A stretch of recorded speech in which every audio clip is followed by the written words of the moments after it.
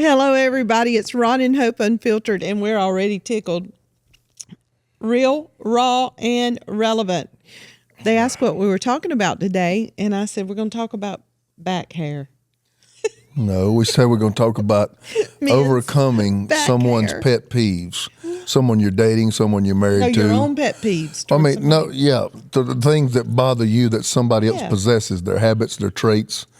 And then immediately you said back hair as if I had ever grown a back hair. Okay. No, in your 50s, it stops growing on your head and starts growing on your back. No. And for women, it stops growing at your eyebrows. Half your eyebrows stop growing. Why? It's hormonal, and it starts growing on your chin. Wait a minute. So weird. I'm almost 56. I've been with you forever. I've never heard your eyebrows quit growing. They stop about halfway. So that's why you see older women and it looks like a pencil? Yeah, they have to draw it on because hormonally. So they just fall out. No, they just stop growing. They don't fall out. They just disappear. But same amount. Are you being for real? I'm for real. The same amount that disappear start growing on your chin. Yes. That's one of my pet peeves. What? Not having eyebrow hair or chin hair? Chin hair? Yeah, I plucked mine. I remember the first time I saw you doing that, I'm like, what's happening? I'm going to walk away and pretend I never saw You said, what is happening? There. Yep. It's a true phenomenon. We'll talk about some of ours. Here's what we'll do. We'll laugh a little bit talking about some of ours. Then I just want to talk about really a couple of biblical principles. You told me to be nice. To help you understand it. I don't want you to hurt my feelings. Mind if you be funny? I don't want you to hurt my feelings. Well, baby, we shouldn't even talk about this then because you're going to get your feelings hurt. You ain't got to hurt my feelings. Why you got to hurt my feelings? Talk about the things you don't like. Back hair. Coughing. I've just about quit coughing. No, you just At nighttime, I have just about quit coughing. Okay. I had acid reflux, but Miss Mercy over here, That's one of your pet peeves. Miss Mercy. It's my great amount your ability of to keep the law. Your and Moses' ability to be a lawgiver. Oh, God. Yep, that's one thing. So Miss Mercy over here, I'm sitting there diagnosed with acid reflux, and when I lay down my head at night, you can't utter something, you can't cough, can't clear your throat, can't do nothing that would give any indication of what your struggle is. But we won't talk about snoring. No, we won't. You said I've started snoring. What is up with that? Snoring? Yeah. It's not even snoring. Ron, you said this morning it's not that even it used snoring. to be every now and then. You went for 15 or 20 years. We jumped right in this thing, didn't we? You went for 15 or 20 years. I couldn't even hear you breathe. I'm serious. I would get up in the middle of the night because I was always that one with the kids and everything. I could hear if their breathing changed. Where is she? Couldn't hear you. You didn't move. You got in your place. You got settled, and you didn't move. I couldn't hear you, but something has happened. Tell me about it. I've even got up in the morning and said, did you take something? Have you taken a sleeping pill? Tell me about it. Or something? No, I can't. Please. No, because I want to hear it. It's animalistic. Yeah, I want to hear it. I can't. Do a demonstration. It's not rhythmic. It's like, it's not rhythmic. You know how people do that? They snore and then they blow. Yeah, like you. This is yours. You ready, y'all? Okay. This is Ron's. I blow bubbles. He goes. But you know what? You can live with. Okay, now what do I do? Do it. I can't. Please. I'll blow snot Just everywhere do if it. I do it. Try I can't. It can't. I don't know. You did it this morning, and it was funny. Yours is just outbursts of snore. It's not just ebb and flow. I'm catching my it's breath. not the ebb and flow of air. Is it like I'm catching my breath or something? No. It's like you're being tortured. Strangled. I think I need a CPAP machine. No. I you don't want to lay down with me and have that mask on my face? I can't look over there and you look like alien looking beside me. Like Master Syphidius? I can't do that. Oh, okay. Is that a turn off it's a or night, a pet peeve? It's a night full of. Is it? Would that be a turn off or just a pet peeve? It keeps me awake. That's why you No, look if at you looked at me with the That's mask why you look at on. me every morning and say, "Did you sleep good?" Why do you ask Listen to me that? Because I don't look like I I'm slept caring. I care. good. Mercy, it's mercy. Listen, if you looked over and I had a mask on, would that be a turnoff? Yes or no? What if it was keeping me alive? And we're not talking about life or death. We're talking about turn on. Yeah. Would that be a turn on? It would be. Or turn on. It would be a hurdle. It'd be a hurdle. It would be a hurdle. Okay. But love would help me overcome We have a it. lot of friends who sleep with those things on. I know. But see what I did. Let's tell them what we did, because people got an opinion about everything. But we gave ourselves something for Christmas this year. Yeah. We spent a lot of money, and we said we're gonna buy this for each other. We bought I hate to put the thing out there. We ought to be advertising for it. We bought the sleep number thing. Yeah. Sleep number bed. So we can tilt it. Yeah. We can tilt it. Because of your We tilt it. great coughing at night. Well, has it not gotten better? Yes. Much better. It's gotten much better. And I got to be honest with you, that little bed has helped me. So I go in there, and I ain't like sitting up, but I just tilt that thing a little bit, and it has, let me tell you something, it has revolutionized my sleep habits, because nobody couldn't stand what I was experiencing more than me.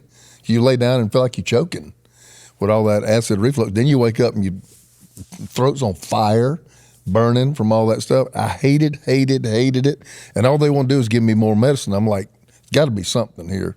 And just taking that little bed and tilting, I said, well, let's try this. Things are expensive as crap, but I'm like, you know what? I got to sleep. So we went and bought one, Sleep's and important. it has helped me. Yeah. It has helped me. But you won't tilt yours. Because I sleep on my side. But you won't tilt and yours. I don't want and I've my noticed body something, jacked up. But I've noticed halfway something when you and try tilt to- yours up, that animalist, it'll go back to normal. The animal part will leave, because you sound like you're choking too. Okay. There it is. There it is. Some of that, Scares you? I think I'm just paying you back for all the years of coughing. baby, it's not like that. I cough like on the way to sleep. I'm talking about from the time you go to bed to the time you wake up. That's not payback.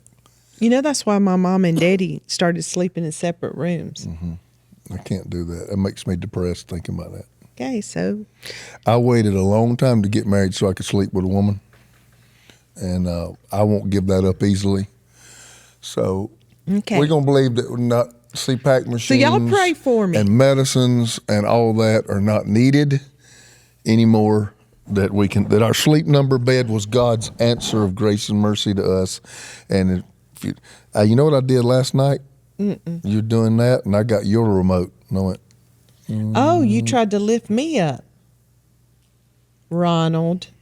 you got up this morning, You told me this morning mine was down. I told you mine was down. I'm going to start videoing you. Your You ain't responses. videoing nobody. You go to bed 2 hours before me, and you asleep. You ain't gonna step Okay. video nothing. Pet peeves, overcoming pet peeves in all kind of relationships. Anybody Because that, they're inevitable. Anybody that you love, anybody you care about, They're inevitable. Okay, anybody that you care about, from friend all the way to a spouse. The way you spell relationship is TIME. You're going to have to invest time. And over time, you learn things about them that are aggravating. Okay? And what are some of those? You laugh now, but it don't make you laugh all the time. Right. And then a couple of things, just some biblical principles to remind you of focus and perspective, of maybe how you can overcome these things if they're really becoming an obstacle in a relationship. Like, I can't handle, you didn't like back hair. My daddy was a very hairy man. I guess I've just inherited it. That you don't like back hair, or you don't like the fact that you're my groomer. Because you made me go get waxed one time. Do you remember what happened? I do, and your whole body broke out. My whole back broke out. Like I had measles. And I came out there saying, I don't know what the remedy is, but we will never do that again. So now I groom you with Now the you little groom clippers. me. Now you groom me, and it's all nice, neat, and my little back is slick. But I don't know what to do. It's either that or waxing. Waxing ain't gonna happen. I don't mind grooming you. I'd lots rather groom you than to see nasty back hair, and especially wet back. What about when it grows in a over the pool. What about when it grows over the shoulders? In a Look. resort on vacation? I just cannot physically get into the pool. I like it when they get out of the water and they have so much back hair. When they get out of the water, their back hair is like spells something. Ron. It's so Like bad. like writes their name across I their cannot. back or something. I can't. I just don't know how a woman could put her hands around her husband's back and just. Okay, you That's don't like mine. back I don't hair. like Are it. ready for mine? What's the number one thing I can't take? Dirty, ugly, unmanicured feet. I can't take bad feet. Yep. I can't overcome it. Do I tell them the story? You can Do I tell them the story? She Do they might be think? listening. Do you think I shallow? Do you think I should? No, she don't know she is. I never told her. She'll know when you describe that foot. No, she don't either. She don't know who she is because I just disappeared. Oh, okay. There was no discussion. I just disappeared. Okay. Y'all, I don't have a foot fetish thing. No. But I can't get past bad feet. No, we had a conversation I can't get yesterday past about it. feet. I can't get past it. And Ron, this was 30 minutes of conversation, y'all, of Ron describing the feet that he hates. I mean, he's like, I don't like the second toe longer than the first toe. No, it's not the second. It's when the second toe is way longer and the knuckle goes down. You said it had a knuckle and then the toenail points down. I mean, he is so descriptive. I can't tell. Well, let me tell you how big a deal this is to me. And Hope ain't gonna get mad when I say this because Hope knows the person. The person's precious, actually. But Hope, far and away, is the most beautiful woman to this day that I've ever dated. And of course, I married her. But probably outside of Hope, one of the prettiest ladies I ever dated that is actually a precious person, and Hope knows her fairly well. Before Hope got there, I dated this girl. And literally asked her out. She's a very attractive girl. I didn't know her. I spotted her in a crowd. You only asked her out because she was pretty. She was pretty. There's no doubt about it. I didn't know her, so that was the only reason. I spotted her in the crowd. I asked her out, took her to dinner on a Friday night. We were in college. Well, the next morning, my college is only about an hour and a half from my house. For some reason, the next morning I was going to be driving back home. And she said, well, why don't you come by breakfast time and we'll drink a cup of coffee before you leave. And I'm like, that's cool. I enjoyed the date. That's cool. I'll come by and do that. So the next morning I went down to her dorm to get her to literally have a cup of coffee. And she came down, in the Saturday, college student thing, sweats and a hoodie and hair pulled back in a ponytail. She was still a pretty lady, but she was barefooted. And I could not believe what you saw. I just couldn't believe it. My heart Fail. It just failed. sank. Here's the thing. You could have got like 3 fingers between her first and second toe. So like a web. I can't explain it. It was a lot of room. A lot of room. It was a lot of room. And I was trying to talk to her like, You thought she could have just been standing like she was wrong or standing in the something. grass and I was waiting for her to cut it. Ron. I couldn't. Carpenter, you said cut it. Oh my God. Like this. Oh God. And I never asked her out again. Ron. I never asked her out again. I'm so. You just couldn't Y'all go pray there. for me for my shallowness. You couldn't go there. I couldn't get past. Listen, I can get past millions of things. You know me. You got all kind of stuff, and you're like, "Don't that Oh, I gross?" do? You like, but I you have all kind of no, but stuff. you'll tell me. You say, "Don't that gross you out?" And I'm like, "No." Things that gross you out, they don't gross me out. But I can't get past bad foot. What I tell the ladies around here, they come walking around and got a crusty heel. I'm like, He'll say, "You need to go are get a me and Hope pedicure going to have today." to send you to this place, as a part of your assignment to go and you cannot walk around here and be having all jangled up kind of feet. And I can always tell when they ain't done their feet because they all start wearing sneakers and closed-toe shoes. Or they'll say, "Don't look, don't look." Yeah, or they'll take their feet and do like this, or during staff meeting, they all got them hid. They know that they hadn't taken care of it. I can't take it. I don't know. That's just It's a hygiene thing. That's I just think. a big thing with me. I can't get past it. So here again, very pretty lady, and that Well, I'm one glad thing I had couldn't get good past. feet. Yours were a huge thing because your toes were one of the first things I saw. You had on white hose, you had on red toes, and here's the thing. People built like you have very long legs, long arms, long fingers, would usually have long toes. You got the stubbiest little toes. And they didn't even look like they belonged with your body. And I remember that was one thing. I was like, she's got cute feet. I remember that. Thank you, Lord. He didn't have So to overcome your that. feet helped bring us together, baby, and I'm grateful for that. I know. That's one of my things, though, is just Bad feet. I can't. It's not the type of it's unkept. I just can't. A woman's got to keep her feet up. Just keep your feet up. I'll tell you, go get your feet done if we couldn't eat groceries. Oh, my Lord. I'm like, you know what? We'll skip supper tonight. Go do your feet. Ron. So what's another one of yours? Don't hurt my feelings. I think another one of mine is like bad teeth.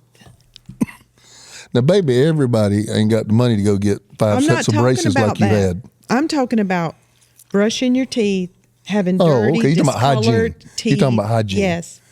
You don't when they smile and they got bread. Ron, yes. Bread or like pepper. Or, just like you can tell they've not cleaned their teeth. That's another thing. I'm kind of over about that. Like anybody can I'm brush their flossing teeth. all day. Yes. I'm brushing all day. I ain't even telling how many times a day I brush my teeth. I mean, most people have insurance. Most people, where you can go and get a tooth cleaned. But now, when it comes to straightening stuff, everybody can't pay for that. No. Because, you had braces like 13 times. Everybody can't do that. You have rebellious. She has rebellious teeth. How many times do you have braces? 2 full sets and then 1 half set. You had one before I When I was married 12, one when I got married to you, Yes. like in my 30s. Then And then again- after that, I had to get a half a set on the bottom. Yep, because my bottom tooth just wanted to kick out. I don't know what was wrong. They just wouldn't be still. They wouldn't be still. What about you? What's another one? Let me say another one of mine. People that are negative. That is a huge, huge, huge pet peeve to me. It's like every time you're around them, it's always something negative. They're always expecting the worst. What's wrong? Is something wrong? I mean, anything. You say something to them and they'll have a negative that's tough. outcome. They'll have something. Now, I'm I talking don't about- know if I do that because Now- this will happen. Or da-da-da. I build this as people you're in relationship with, and you have to take the bad with the good to stay in relationship. That kind of person, I don't know that I could be in a relationship with to begin with. Right. If every time I'm around you, I got to encourage you, that's tough. No, it's That's not right. even just encouraging. It's like when when they'll give you all the negatives, all They'll the give you a big reason why it reasons can't be. And then I'll come back with something positive, and they're like, "Yeah, but." Yep. They never see the glass And- half full. Yeah, it's always half empty. And I would piggyback off that. Mine would be drama. You know how I am about Yeah, drama. somebody who always got something Somebody swirling. that I don't care what room you put them in, if it's peaceful, they will create it. Yeah. Just create drama. Those people don't last long with me, even on my staff, but they don't last long with me in a relationship at all because I just do not. I talk about the 4 forms of energy and the things that deplete you and the things that replenish you. Yeah. Emotionally, my tank on a drama-filled person will go empty like that. I have such little tolerance for just somebody who wants to create something where something don't even exist. Yeah, just looking for something, wanting to create drama. And I can't. That's a toxic person. Yep. Now, see here again, we've gone to, I don't even know if I could be in a relationship with that in the first place. That ain't something I could overlook. I just don't know if I could be I can be an acquaintance, I can know you, but to be a personal friend of someone who always is inviting Right, drama because into my environment, I don't think I Your could do it. circle, you need to make sure you're like-minded. You're gotta be going in clean. the same direction and I can't go in that direction with you. And so I'll still steer clear of you. Even if you're in my family, If you're a friend, it will be minimum. I'm not going out to eat with you much. I'm not going to invite you on vacation. I just can't take it. You can't either. Now, here's a huge one with me. Now I've moved out of marriage into some other areas. A pet peeve of mine is when you want me to maintain the relationship. You know me, you know every one of my close friends. There are not many. We pick up where we left off. But truthfully, like we started, relationships are built on time. You have to have some maintenance. But we spend time. But between time, well, you hadn't called me in 2 weeks. Me and my friends never do that. You're a dude. Why hadn't we all? Why you hadn't texted me? That they would. If one of my friends did, I'd go, what? I have a friend,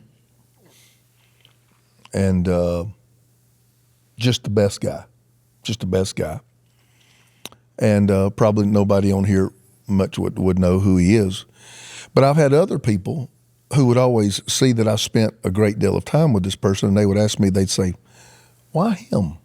And they thought it was odd. Yeah. Just such a normal guy. Mm-hmm. And, you got all this exposure and you're doing all this stuff and you're traveling the world preaching, and yet when you get some time to spend with somebody, you chose him. And he just seems so normal. That's why. And I told him, I said, this person you're talking about, I can get in a car and we can drive to University of South Carolina football game, and I said, I can say nothing for 2 hours because I'm stressed, I'm overwhelmed. I just got out of a 13-hour workday. We're driving down that night, it's late, and we're going for the game the next day. I don't have to say a word, and nothing is said and nothing is expected. I can talk the whole time. I can talk the whole time. And I can talk about whatever I want to talk about.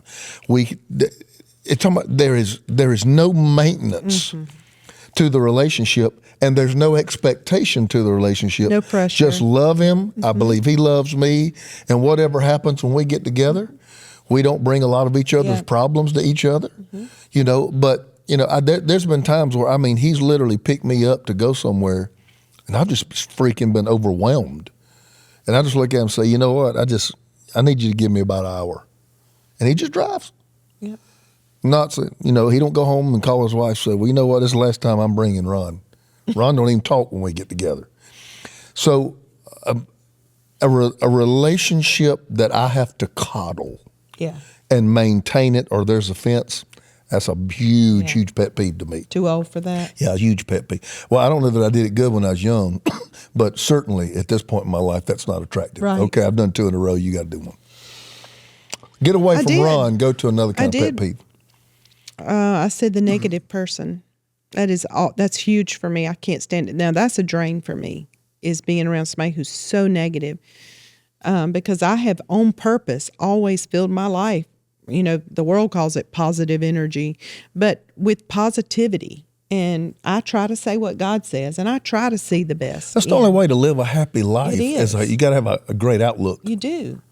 Because there's tons of things wrong to look at. Yeah, it's funny today. We had staff meetings today where I had to give some not so great news to 172 staff people.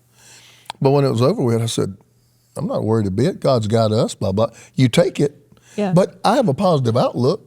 I don't understand exactly why I'm having to deal with this specific thing. Right. But when it's all said and done, we're going to be fine. And God's got a purpose. Scripture says, who by worrying can add one minute to your life? Why worry about the things that may or may not happen? And certainly don't worry about what you can't control. Right. And I like what John Maxwell said at 2:12. The things you can control, put it in front of you. The things you can't control, put it behind you. I thought that is extremely simple and life-changing. Yep. Why do I have it in front of me if I can't do anything about it anyway? Yeah. What can I control? Put that in front of me and focus on it. Everything else, put it behind me and leave it up to God. What a simplistic way, but a peaceful way to live life. Yeah. Honestly, I don't have a ton of pet peeves. Grossness, back hair. I'm going to tell you what. That kind of stuff. I'm going to tell you where me and you, we are real raw and relevant. And we have probably, with the books you've written, the interviews we did one the other day, problems with our kids and time, we have bore our soul. We've been very honest. I stood up a few weeks ago and told the entire world all my streams of income. Hope, nobody does that. Nobody, especially preachers. But just for the sake of transparency and credibility to be able to preach on the subject. Mm-hmm. So we have shared so much. But you know what? We ain't been dumb and stupid and unwise in everything we've done. We did some things right.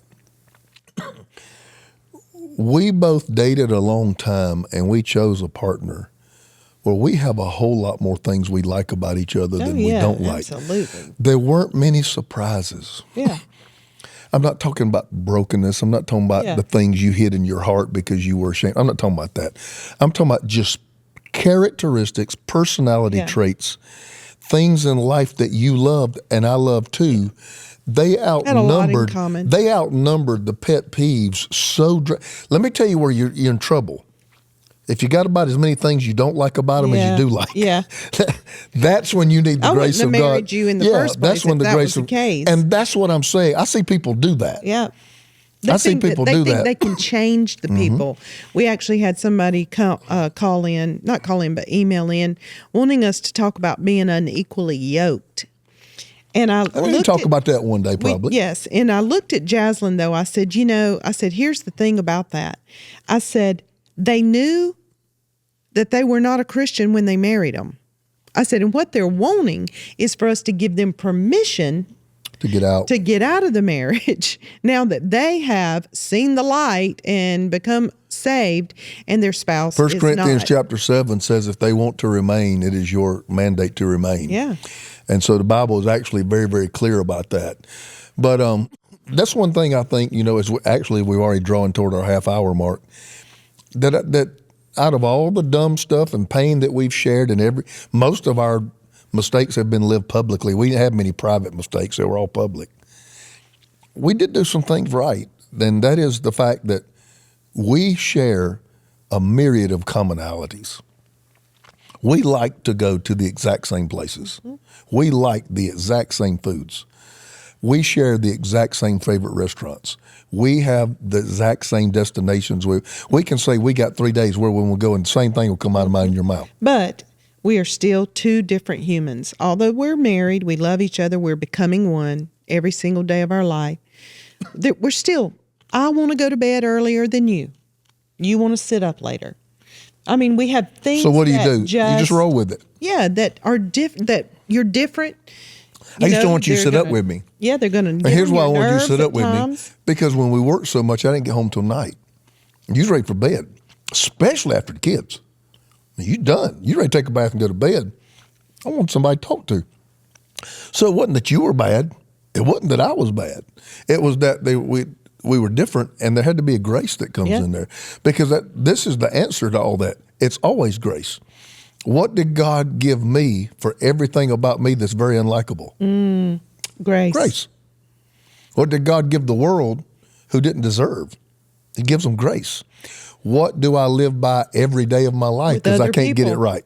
Grace. So when I come into a relationship with others, there should be a supply. Grace does not take. Grace supplies.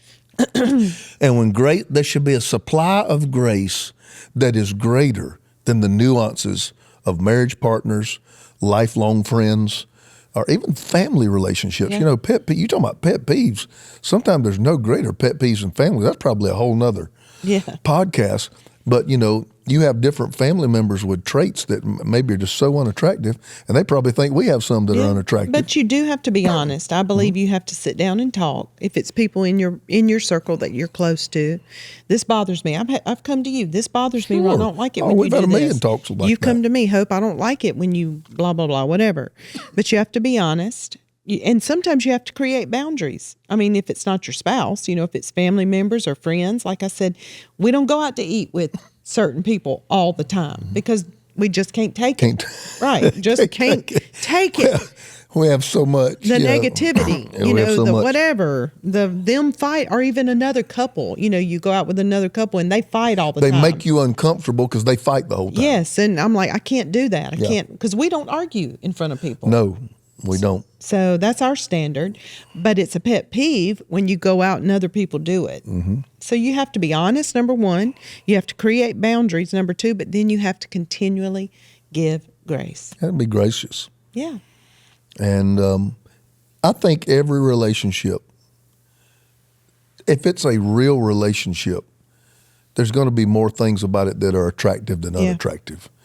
I don't know why somebody would invite someone into their life that they hate everything about them. Right. That doesn't make sense to me.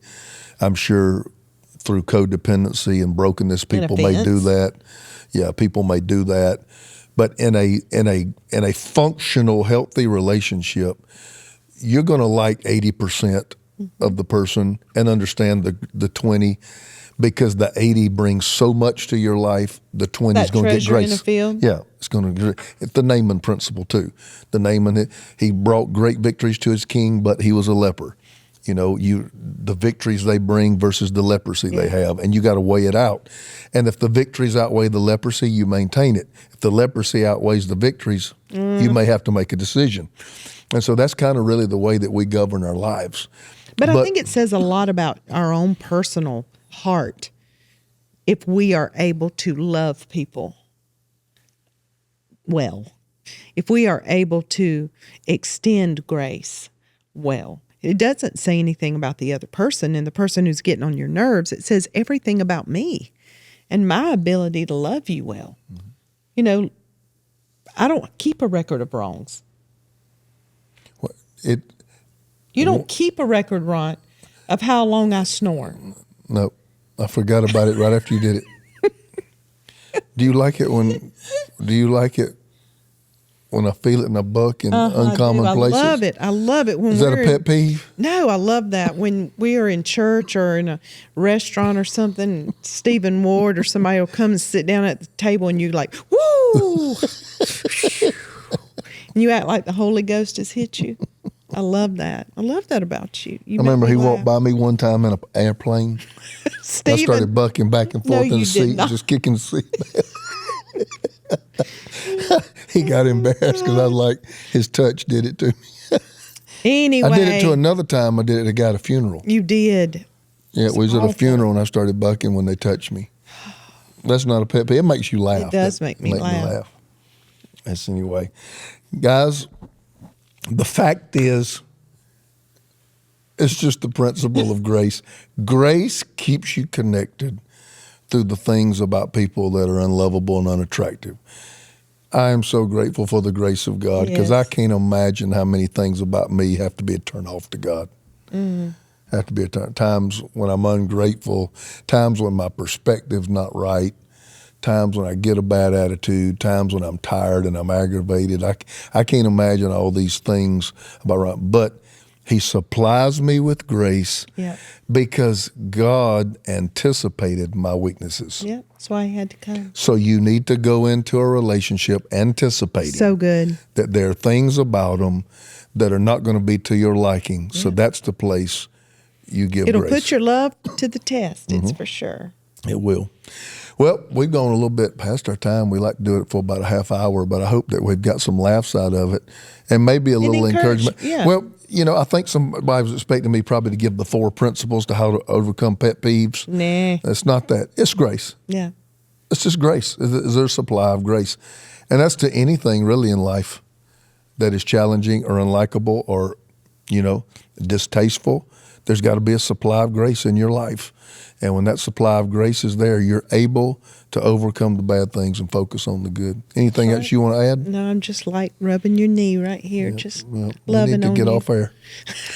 All right. I love you guys. Listen, guys, hope that you've enjoyed this. Got some great podcasts coming up. We got some great podcast ideas we're talking about. Yep. And I may do that unequally yoked thing, and I may do one that's a lot more serious that it won't be a lot of laughing. There's been one on soul ties.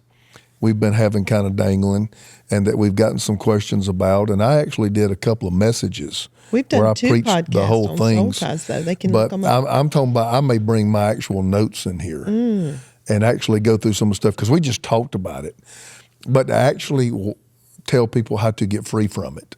I don't know that we've ever really me and walked Pastor people through Denise that. did that. Y'all did that, Yes. okay. But maybe we don't need to revisit it. Was that a long time ago, or was that recent? Oh, it's been over a year ago, yeah. Okay, we may need to revisit that then. But until next time, this is Ron and Hope. Unfiltered. Real, raw, and relevant. Yeah, I appreciate like you this, guys. Share it. Put this on your Facebook page. Put this on your Instagram Where page. else? Tell all of your friends to come Subscribe. listen. Subscribe, share. We love you guys. Listen, if you have not registered for the Power Couple Retreat, August 8th through the 10th in beautiful Half Moon Bay. We only have about 20 spots available.